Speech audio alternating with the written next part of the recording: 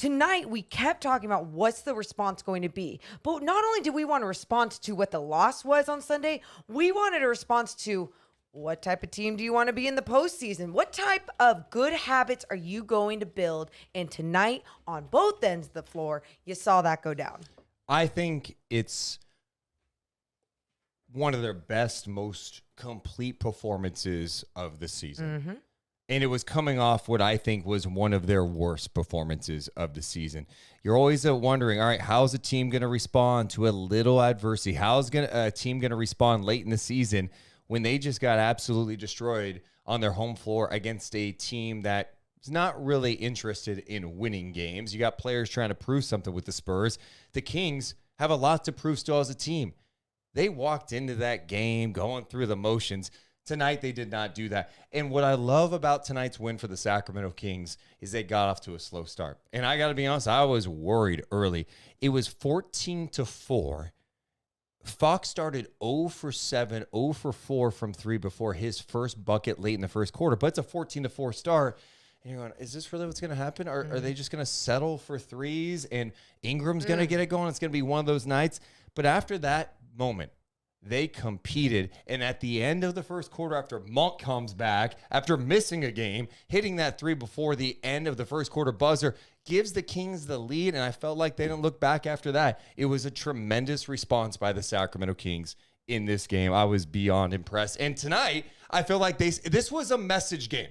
This was a game that if the Kings got knocked around and lost, I think we're all feeling like, are we going to see a short playoff series for the Kings in the first round against a team they may have to face in the first round? No, tonight they showed up, and they showed up in every facet of the game. I loved this win tonight. Yeah, and especially, like you said, the way that it started and then their quick response even to this game, right? The way that they started understanding what they needed to accomplish on the defensive end. You saw when they locked in. It wasn't only with that ball pressure. It was the way that they were really helping the gaps, and they were getting their hands up in the passing lane and just disrupting the Pelicans offense, disrupting BI, where they were trying to get it to the open man that was on that flex cut down low, but there was just too many arms there, almost allowing them to believe that there was some open space there.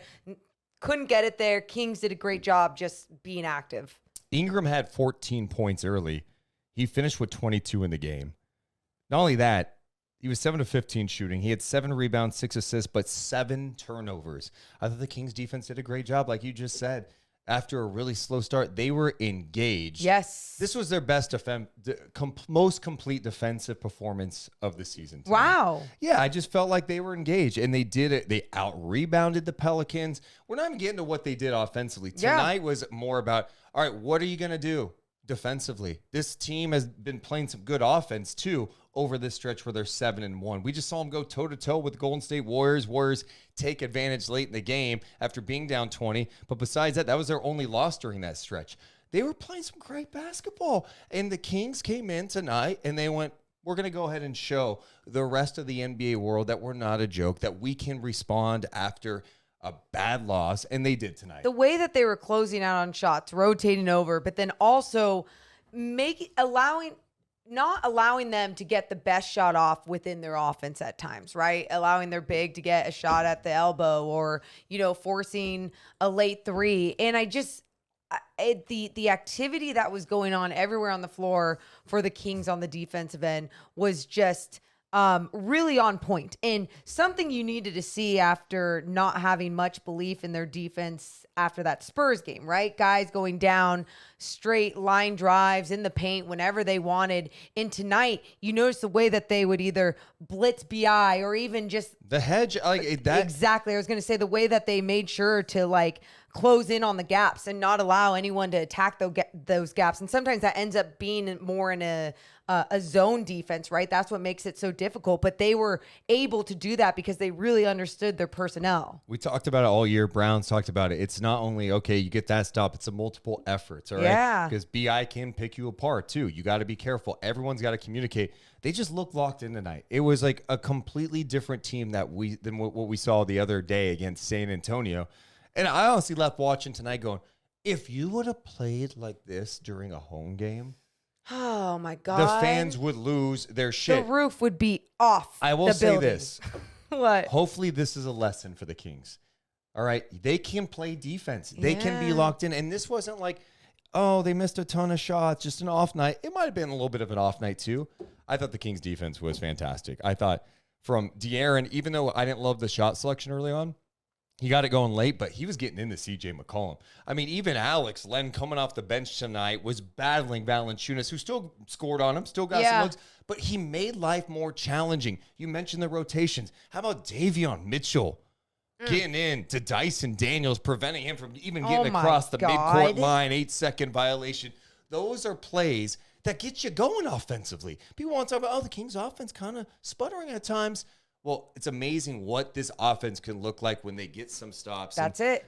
Tonight was Pete Kings. This is like, you play like this come playoff time, you're winning some playoff games. Yeah, and that's it, Deuce. The way that they were playing defense really helped their offense too, because you talked about it in the beginning of the show.